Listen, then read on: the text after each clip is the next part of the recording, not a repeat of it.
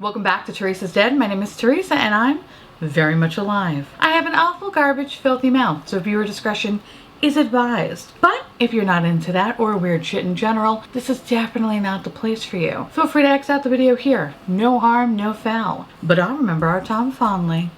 Why hello my precious little dumplings. Y'all, we're doing it, okay? We're cybering today. Oh God. I'm beyond excited to do this video because we're going to be talking about the Urban Decay Cyber Palette, the palette that everybody hates, but I sort of like. So dust off that dial-up, bitch, and get ready to do some catfishing in the chat rooms because we're going to get into this. Naked Cyber features duochrome shadows that contain two contrasting reflective pigments for a shade-shifting effect in the light. It's like getting two shadows in one. Augment your reality with iridescent glitter toppers for unreal yet super wearable versatile eye looks. Everyone will be asking you, is this real life? I actually would love to interview the people who actually write copy for this stuff because I want to be like, how much weed do you smoke? Like, how much? Because this doesn't feel right. Anyway, this palette retails for $49 and it's in pretty much the standard naked packaging, which means it's in a hard plastic shell. And honestly, the palette design is probably the best palette design out of any fucking naked palette ever to be made. So with that said, the reason why I purchased this palette was because of the outside packaging. Yes, I'm that shallow. So in this palette, you get a lovely full-size mirror, you get a double-sided brush, and here's your lovely color story. The color story consists of satin, shimmer, metallic, glitter, and duochrome finishes. So without further ado, let's break it down by shade. So AI is a cream satin shade, and I like this shade because it has a very subtle pearl shift. And for me, I really love this shade as an inner corner highlight. I think it does an amazing job at that. Think of it kind of like a matte inner corner highlight, but it has a satin finish. It's really, really pretty. I feel like it does a really good job kind of emphasizing this portion of your eyes and ultimately kind of making them a little bit bigger and wider. Like, I think it's really cute. Technically, I could put the shade on the lid, but I found that since it has a really light pigmentation, I had to like build it up and build it up and build it up to kind of have the opacity that I'm looking for, and it's fine, but I think I really prefer this more as an inner corner highlight. The shade next to that is Metadata, and this is a champagne shimmer that has a pink undertone to it. So kind of think of it like a rosé. This shimmer applied nicely with a brush and some glitter glue, but you can also get a really nice payoff if you use your finger, but not so much with a dry brush. If you use with a dry brush, I found that there was a lot of fallout and little to no payoff. The longevity of this shimmer shade was perfect, and I didn't have any issues with texture. And I really do love how it looked very, very smooth on the eyelid. It's very, very pretty. And I found that this shade really pairs well with the other shadows in this palette.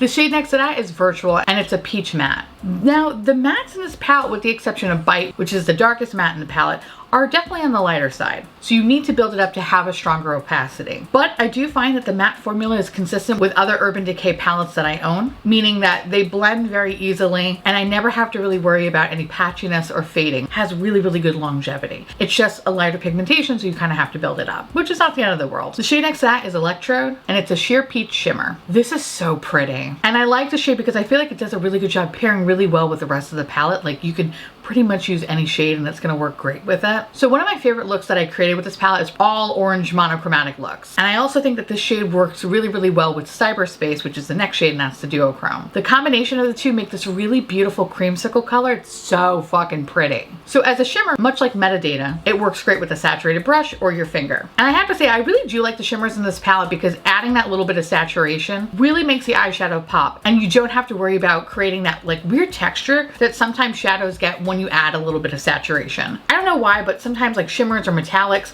like they sometimes get like this really gnarly texture where it looks like your eyelid's turning into a stone goblin's dick. That doesn't happen with this palette, so that's great. All the shimmers I feel like are incredibly smooth. Now the shade next to that is Cyberspace, and like, it's my favorite shade in the whole palette, and this is one of the duochromes. This adhered nicely with a saturated brush as well as the finger, much like the shimmer shades in the palette. I really enjoyed this not only as like an all over lid shade, but it also makes for a beautiful inner corner highlight, which is what I have on my eyes today. I love this look.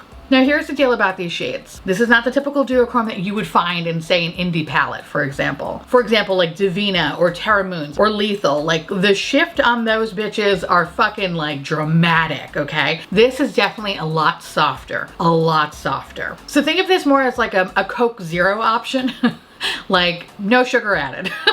That's what these duochromes feel like, in my opinion. But there's something about this cyberspace shade that does bring like a little bit of a celestial shine to it, but still a dyed version of it.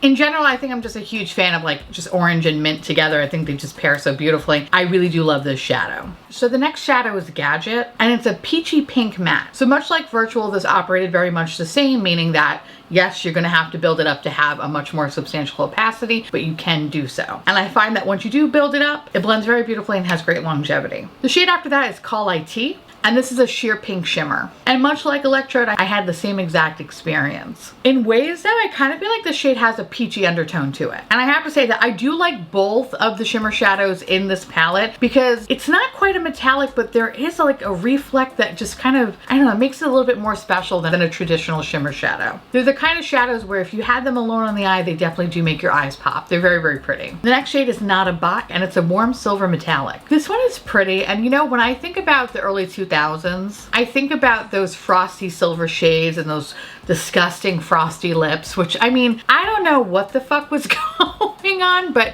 those were choices. They were choices. They were disgusting, but they were choices. Anyway, so this metallic shade is similar to Metadata, except you're paying for a one-way ticket to Flavor Town. Oh, fuck me. Okay, sorry, wrong place. We're not going to Flavor Town. We're going to Fallout City, bitch. Been watching a lot of Guy Fieri, what can I say? Oh God, I'm exposing myself. I like diners, drive-ins, and dives, okay? I like it. I like it. Sue me. It's one of the shows that I like to put on in the background because I'm such a fat ass. I gotta go. Anyway, so for the most part, the fallout really isn't bad for the duochromes or the shimmer shades. But when it comes to metallics, they're a little bit chunky. And you are gonna get a nice sprinkling of bukkake in your face. And it sucks because it's kind of challenging to clean, so you really have to do your eye makeup first and then your base. Otherwise, you're gonna look like Tinkerbell shit all over your face. Which, I mean, hey, if you like that, that's on you. But like, I'm not a fan of that. Like, I'm all set. That said, longevity wise, it's fine. And I didn't experience any difficulty using the shade. The only thing is that it's a little bit chunky. That was it. I think the biggest gripe I have with the shade is that, I don't know, it has like that pink undertone and I really just wanted it to be more of a traditional silver, like Tin Man Dick. And I didn't get that. I think it's very pretty because of the pink undertone, but it's like, I wanted it to be a true silver. And I think it's fine if you're going for that kind of pink monochromatic look, like this is a really nice addition to it, but I just wanted it to be more silver. The shade next to that is Static, and this is a blue iridescent silver glitter. This one was okay. Honestly, the glitter shades are probably the weakest ones out of the bunch. And I was hoping for more because it really looks so cool in pan, but it's like, meh on the lid. So when used with a brush, whether it was saturated or not, I found that it was incredibly like just chunky and just fall out everywhere. And I didn't like it. So I kind of feel like the best way to use these shadows, if you just use your finger and then kind of like gently pat them on. When you do that, you lessen the bukkake and it actually looks really pretty. But it's not, I don't know, it's not like a pressed glitter. It kind of adds a little bit of sparkle without being too much. I kind of find that they're more impactful if they're over something. So say if you had like a matte down or a shimmer down and then you gently pop it into place, it looks a little bit better. But I mean, compared to the rest of the palette, I could have dealt without. Y3K is a brick red to blue duochrome. Maybe it's just me, but when I think about duochromes, this is usually the color combination I think of. And much like Cyberspace, this is definitely a lighter duochrome option. It adhered nicely with the brush and some glitter glue, and I didn't experience any fallout or like any issues with longevity or texture. It's perfect. And again, it's actually what I have on my eyes today. I'm precious. Override is a sheer red iridescent glitter. Now, unlike Static, because it has a red base, you could definitely wear this on your eye alone. But again, I found it more impactful when you are layering the shade over an existing shade. And again, still experience the same glitter bukkake. So, like I said, I could have dealt without this one. And then last but not least, we have the shade Bite, which is our warm red matte. I feel like this shade is definitely more orange than it is red. And as for a matte, I found this to be incredibly lovely. And this is the shade that's going to be the darkest shade in the whole palette. So for me, I primarily use it as the outer corner or the lower lash line shade. I found that this formula is very consistent with the other mattes in this palette, meaning that it blends very, very well. And I didn't experience any issues with patchiness or balding. Now this one is definitely a little bit more pigmented than the other two lighter mattes, so you don't really need to build this one up. So honestly, I had terrible expectations about this palette. Why, you ask? Well, because it's Urban Decay. They don't have the best track record, especially if you think about the last few years. For every one good palette, there's at least 10 shitty releases that follow soon after. That said, you know, honestly, like I mentioned before, the reason why I picked this palette up is because of the beautiful packaging. This packaging is stunning. And yes, while I wish the inside would kind of match the energy of the outside, you know, actually that's unfair to say because in a way I think it does. I found when playing with this palette that I thoroughly enjoyed all the looks that I created and I had a lot of fun playing with it. The shadows are very, very easy to use. I didn't experience any patchiness, any longevity issues, no texture issues. Other than a couple of minor things with fallout, overall it was great. I think one of the best things about this palette though is the longevity. I had eye looks on for more than 12 hours and everything looked perfect. By hour 15 I would notice like a small amount of fading, but it took all day for that to happen. Now, before I go in and explain the things that I didn't like about this palette, I think the person that would enjoy this palette is somebody that wants a little bit of something without it being too fucking intense. Makeup is subjective and everybody has their own preferences. And I think if you would ask me that kind of question a couple of years ago, I would say something to the effect of like, I want to be seen from outer space, bitch. Like, I want something super pigmented, super shifty. I want to look like an alien slut all the time. And don't get me wrong, I do want to look like an alien slut. I mean, hence look at this highlighter, bitch. It's glowing for days. It's actually the new Kaleidos one, which they sent me this in PR. Look how cute this is. It's fucking huge. So yes, I definitely want to be seen, but lately, I have been really loving kind of like softer eye moments. And it's probably due to the fact that I've been getting more into Asian makeup, but there's something to be said about subtle shifts. I feel like in ways it could just make the eyes look just so big and beautiful and pop and kind of give you that extra bit of sparkle. There's just something really fucking pretty about it. So I think if you're somebody that prefers a lighter option, this would be a great way to go. It gives you that little extra something without it being so intense.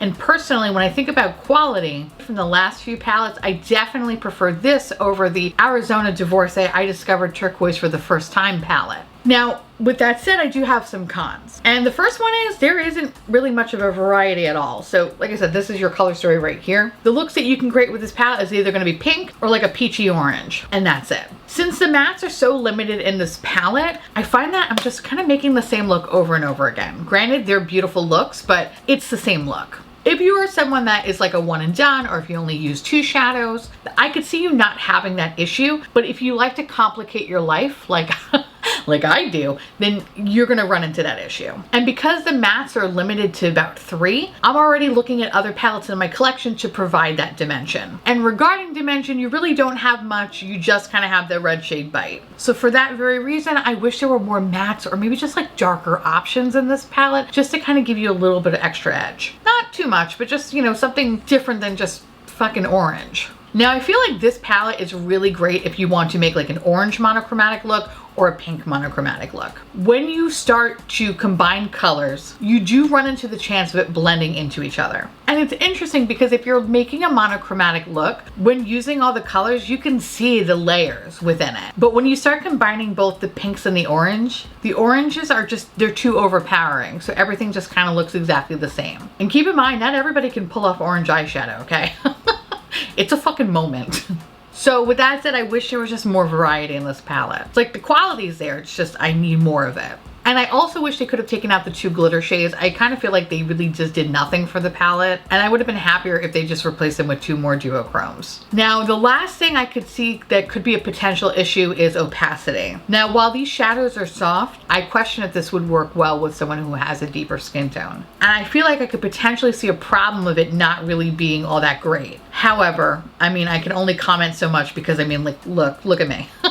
My skin tone resembles every scary looking fish that's translucent at the bottom of the fucking ocean. You could see my brain, all right? Like, I'm terrifying. But that was the thought that kind of ran through my head a few times when using the palette. Like, these are light, so I don't know how how well it's gonna work for someone who has a deeper skin tone. So with that said, I purchased this for full price. And how I've been using it and really enjoying what I've been doing with this, I feel like I got my money's worth. Even with the criticisms that I do have, like I'm still very, very happy to have this palette in my collection. I'm not mad that I purchased this. In fact, I'm actually pleasantly surprised, and my expectations were kind of blown away considering my expectations were rather fucking low. So with that said, I totally recommend checking this out if you're interested in lighter makeup. If you're not, then I say fucking skip ahead. And if you can get it on sale, I feel like that's even better. While I'm not mad that I paid full price, I definitely didn't need to pay full price for this, if you know what I mean. Like I could have totally waited for a sale. Like it's good, but it's not like shit your pants amazing. Like everybody and their fucking mother needs to have this. Like no, nothing is like that except for the Pat McGrath highlighter. Oh, it's my favorite holiday release so far. It's so good. All right, anyway, so that said, now I want to hear from y'all. Let me know down below if you have picked up this palette, if you like it, if you hate it. I know a lot of people don't like this palette, and I can understand why people don't like it, but I don't know, there's just something about it. Something about it that's kind of like sweet that I really do enjoy, and I really love the little look that I created today. I just look like someone really innocent talking to someone really gross in a chat room. You know what I mean? Anyway, with that said, I want to say thank you so much for watching. I truly appreciate it. As always, feel free to like, comment, hit that subscribe button, it's free, and hit that bell icon for notification of all my future posts. Follow me on Twitter, Instagram, Patreon, to all my beautiful, wonderful patron bubbies. Thank you so much for keeping this delicious, disgusting, filthy, trashy, really filthy, really gross garbage butterfly. I couldn't do without you. I love your adorable little delicious faces, and listen, I just love you so much. Just thank you for just loving me back. If you want to know what's currently on my face along with where to get this palette, everything will be listed in the description box below. And I'll see you little Kit Kats tomorrow. Bye.